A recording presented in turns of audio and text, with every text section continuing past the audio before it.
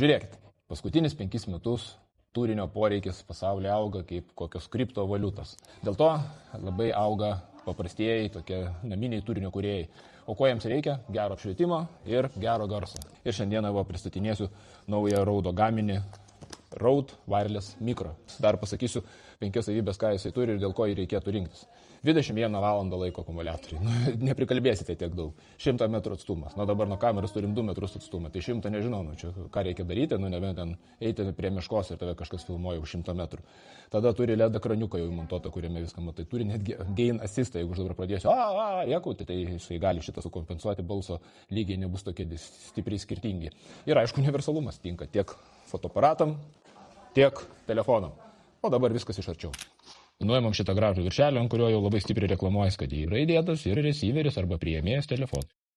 Dėkliukas, kurį per USB-C įkrauna, tai jisai pats turi viduj jau kaip powerbanką, iš kurio atiduoda energiją visą 103 daiktam. Čia yra priėmėjas, receiveris angliškai, dabar jau daug anglizmo atsiradę, tai tada 2 TX arba transmiteriai, kurie bus kabinami ant žmogaus, o čia gali būti Jonas, čia gali būti Onutė, o šitą daiktą dėsime ant kameros.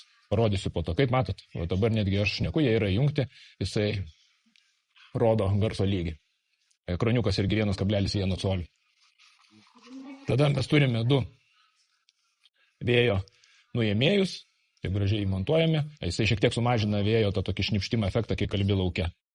Tai va šitokie 2 gražus dalykai ir, ką ir žadėjo gamintojas ant dėžutės, priėmėjas telefonui.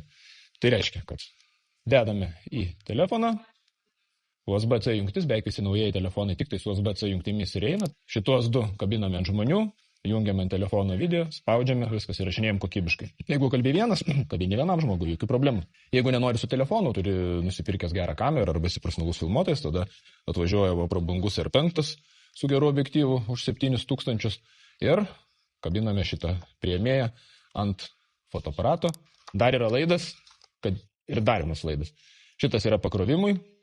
Šitas yra, jeigu nežinosite kam, tai jis yra paprastiem dalykam. Vienas dalis į priėmėją, kita dalis į fotoaparatą, nes profesionalūs fotoaparatai turi mic jungti. Tai vat, kitaip jisai neveiks, nepajungtas. Dabar mes jį uždėsim, o matot, jisai dar turi magnetą, dar šitą plitką, kai tu gali ant rūbų iš vienos pusės uždėti iš priekio šitą siuntėją arba transmiterį, o magnetinę jo pagalvėlę iš rūbų vidaus ir jis irgi gražiai laikysis. Tai va. O čia mes galime užsidėti priėmėją. Va, dabar jisai veikia pilnai. Tam yra šitas laidas. Šitas yra pakrovimui. Turime tokį gražų komplektuką ir už 150 eurų. Pigiai. Tai šitiek šitam kartui, neužilgo bus pristatymas Canon naujo objektyvo, taip kad stebėkit mūsų kanalą ir iki kitų kartų.